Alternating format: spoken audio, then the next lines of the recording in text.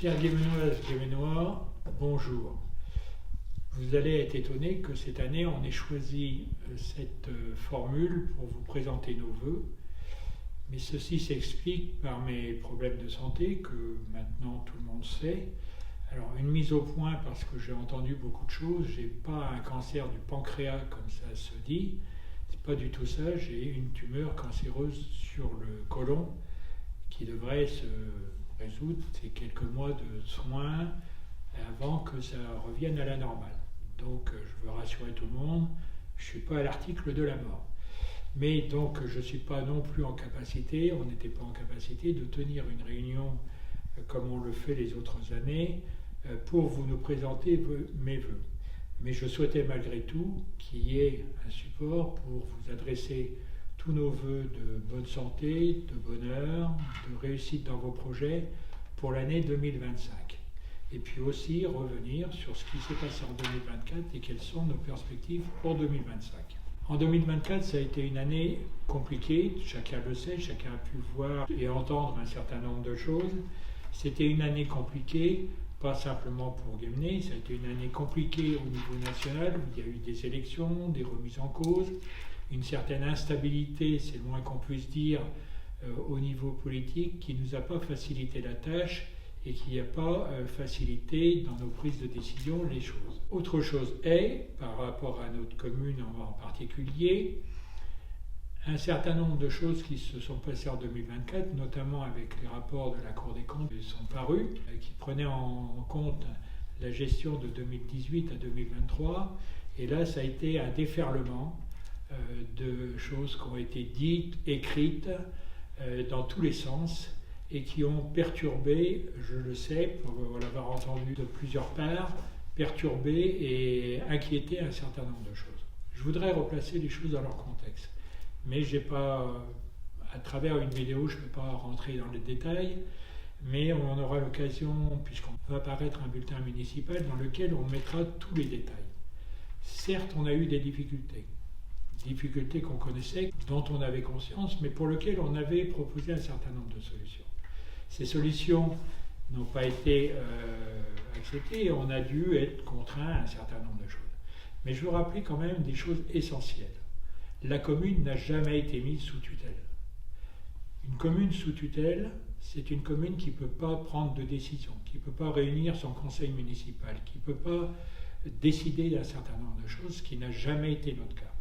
On a eu des injonctions du préfet par rapport à un certain nombre d'économies qu'on devait faire pour résorber de cette manière un déficit, mais un déficit qui n'a jamais été à la hauteur d'ailleurs de ce qui a été dit ou écrit. J'ai encore vu récemment des déficits de 2,5 millions. La commune n'a jamais été à ce niveau-là. Aujourd'hui, le reste à réaliser, que ce soit en dépenses, il est autour de 250 000 €, et en recettes, on est à peu près à l'équivalent. Donc ça veut dire que ça s'équilibre et on est arrivé à retrouver, ou en tous les cas on s'achemine en 2025 sur une situation plus saine. Donc 2024 a été, de ce point de vue, une année très compliquée à vivre, parce que, à cause de ces choses-là. Malgré tout, notre commune a continué à vivre, continué à se développer. 2024, c'est l'année où il y a eu toutes les grandes manifestations ont pu se tenir, et là j'en profite pour remercier énormément les associations, parce que ce sont les associations qui, pour la plupart de ces manifestations, font vivre notre commune. Donc, et nous, on vient en soutien. Donc on a eu le Salon du Livre en janvier, qui s'est déroulé à la salle polyvalente. On a eu la cavalcade qui a rassemblé plusieurs milliers de personnes à la Pentecôte. Nous avons eu les Jeudis de Guémené pendant tout l'été, alors qu'on nous prédisait qu'il n'y aurait plus rien. Les Jeudis de Guémené se sont tenus et ont rassemblé aussi plusieurs milliers de personnes. Je pourrais parler de la brocante qui a été un véritable succès. Et pour une fois cette année, le temps était de la partie et on avait du beau temps, donc ce qui a contribué à ce succès. La fête de l'Andouille qui est toujours un succès énorme et d'année en année de plus en plus fréquentée. On a eu Couleurs de Bretagne qui a été aussi un événement fort de cet été. Et puis on a clôturé la saison, entre guillemets, été-automne par le salon deuxième salon des collectionneurs à la salle polyvalente. Et puis, malheureusement, on a eu un pépin sur le dernier événement qui devait avoir lieu, je pense au marché de Noël, où là, par contre, le temps n'était pas d'imparti, et au dernier moment, on a dû annuler, mais ce n'est que partie remise. C'est dommage qu'on ait pu faire, mais on ne pouvait pas faire autrement. Donc notre commune a continué à vivre correctement. Ça, c'est sur le plan animation. Je pourrais parler du plan économique. Les commerces ont continué à se développer. On a encore un certain nombre de commerces qui se sont installés, de nouveaux commerces qui se sont installés, une pizzeria, un magasin de deuxième main de meubles et de rénovation de meubles. Prochainement, on aura un magasin, on a fait la vente du bâtiment de la rue des Châteaux qui va permettre aussi un nouveau magasin. Je sais qu'il y a un atelier de créateurs qui est en projet et qui devrait voir le jour dans l'année. Donc la commune continue à vivre et continue sur ce dynamisme. Enfin, et ça c'est un côté important aussi, en 2024, nous avons eu la bonne surprise, si on peut parler de surprise, parce qu'on s'y attendait quand même, d'avoir pour la première fois depuis plusieurs décennies une augmentation de la population, ce qui a fait que la courbe démographique, on l'a inversée, et pour la première fois, et les résultats de ce recensement qui a eu lieu en 2023 et avec les résultats qu'on a pu avoir en 2024, montrent une progression importante à 2 chiffres de la population de Guéméné. Ce qui prouve aussi l'attractivité, parce que quand on parle aux gens et quand on interroge les nouveaux habitants, les néo-guéménois, pour savoir ce qui les a poussés à venir dans notre commune, c'est souvent effectivement, on entend souvent la qualité de vie, le fait qu'ils aient tout sur place, les services, les commerces, la proximité de tout ce qu'il faut, les écoles, les collèges, tout ce qu'il faut, et puis les associations bien évidemment, pour avoir une excellente qualité de vie. Donc merci à tous ces acteurs, parce que je pense que une ville, ça ne vit pas que par les élus, ça vit aussi avec les associations, je l'ai dit tout à l'heure, mais ça vit aussi avec les commerçants, que je remercie énormément, parce que je sais que pour eux, la situation n'est pas simple, elle n'est pas toujours simple, et je crois qu'ils montrent leur dynamisme tout au long de l'année, et ils sont toujours attractifs, donc merci, je tiens à les remercier. Je tiens à remercier tous les services de sécurité qui sont à nos côtés tout au long de l'année et qui, grâce à ça aussi, contribuent à la qualité de vie qu'on peut avoir. Merci aux services municipaux, à tous les services CCAS municipaux qui contribuent et qui, au quotidien, sont là pour accompagner tout ce qui est fait dans la commune. Donc voilà un peu pour 2024. Nous allons rentrer dans une année 2025 qui, je souhaite, avec j'espère, une stabilité plus forte que ce qu'on a connu en 2024, quoique je sois assez pessimiste par rapport à ce que j'entends. Vous savez pour les collectivités, c'est quelque chose qui va être très compliqué, puisqu'aujourd'hui, on n'a pas de loi de finances, on n'a pas de budget au niveau de la France, on n'a pas de vision sur ce que seront les aides au niveau des communes, tout l'accompagnement qu'on aura. Donc on part sur une année, disons, incertaine de ce point de vue-là par rapport aux moyens qui vont nous être attribués. Malgré tout, il faut que nos communes continuent à être dynamiques et à se développer. Donc on a fait de gros investissements par le passé. 2025 sera plutôt consacré à une année pour l'entretien, l'amélioration de nos équipements et de nos structures existantes. On a un certain nombre de bâtiments sur lesquels il y a un certain nombre de travaux à faire pour permettre en tous les cas à leurs utilisateurs de les utiliser dans les meilleures conditions possibles. On aura aussi en 2025 un certain nombre de grands dossiers qui vont nous occuper.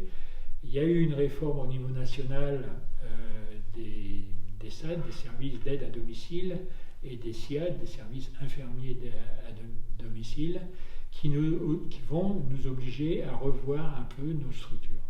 D'ores et déjà, on a pris contact avec un certain nombre de partenaires possibles et on s'est rapproché au plus près sur, je dirais, avec les conseils et avec l'avis du conseil départemental, puisque c'est le conseil départemental qui est le principal financeur de cette structure, de se rapprocher de Dornadorn, une structure qui est sur le territoire de Rouen-Morvan, de façon à pouvoir répondre au cahier des charges inclus dans la réforme, sans perdre en qualité, et sans perdre en qualité pour nos bénéficiaires, et sans perdre sans aucun inconvénient pour le statut de nos personnels, parce qu'on tient à ce qu'ils conservent leur statut et aussi leur disposition, la mise à disposition par rapport aux bénéficiaires.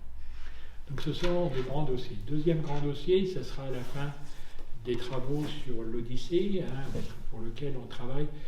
La commune ne fera pas, c'est pas la commune qui portera cette fin de chantier, mais on est en train de travailler avec des partenaires, des bailleurs sociaux qui pourraient nous accompagner dans cette perspective.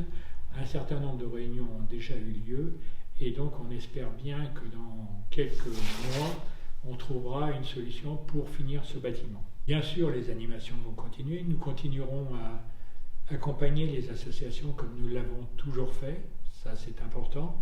Parce que, je le répète, c'est aussi la vitrine de nos communes, la vitrine et donc permettre de toujours améliorer, ou en tous les cas, et élargir un peu l'offre des possibilités soit en sport, en culture, en animation. Voilà un peu pour 2025 quelles seront nos orientations. Il y a bien sûr un gros dossier qu'on suit et dont on a connu l'aboutissement en 2023 et pour lequel on a eu aussi en 2024 un certain nombre de résultats c'est l'hôpital, notre hôpital. Vous savez qu'en 2024 on a eu le label hôpital de proximité, ce qui permet déjà, parce que c'est déjà en place dans un certain nombre de spécialités, d'offrir des consultations, ce qu'on appelle des consultations avancées. En fait, c'est des consultations qui sont ouvertes à la population dans un certain nombre de spécialités. On a déjà le viscéral qui est en cours, il y a un certain nombre d'autres. On vient d'avoir un nouveau label par rapport à la médecine qui vient de nous être confirmé en fin d'année, donc ça c'est qui va aussi amener un certain nombre de moyens qui sont importants parce que vous savez que la santé c'est quelque chose de primordial pour tout le monde. Et malheureusement, aujourd'hui, la politique de santé est loin d'être ce qu'elle doit être au niveau national. Donc quand on a la chance, comme nous, d'avoir un hôpital, d'avoir pu recruter des médecins, de pouvoir avoir des consultations qui vont s'ouvrir à la population, et d'ailleurs un article à ce sujet, je vous propose de regarder attentivement le prochain bulletin municipal, où vous aurez tous les renseignements par rapport à ces consultations avancées, de façon à savoir où s'adresser et quelles spécialités vous pouvez consulter à l'hôpital. Donc ça, c'est des grosses satisfactions également. Je crois qu'au niveau de notre territoire, c'est quelque chose d'essentiel. Donc voilà, je ne vais pas être plus long parce qu'en vidéo, je pense qu'avoir atteint à peu près le temps qui nous était imparti, mais je vous invite pour aller plus dans le détail et puis bien sûr on sera à votre disposition dans les mois qui viennent, mais de vous rapprocher du prochain bulletin municipal qui sera orienté pour vous donner tous les détails de ce que je viens vous dire et peut-être approfondir un certain nombre de choses. Merci à vous de m'avoir écouté. Encore une fois, avec mon équipe, on vous présente tout pour vous, pour vos proches, tous nos meilleurs vœux de santé pour cette nouvelle année, en espérant que ce soit une année plus calme et plus de tolérance pour notre commune et à l'extérieur, bien évidemment. Merci à tous.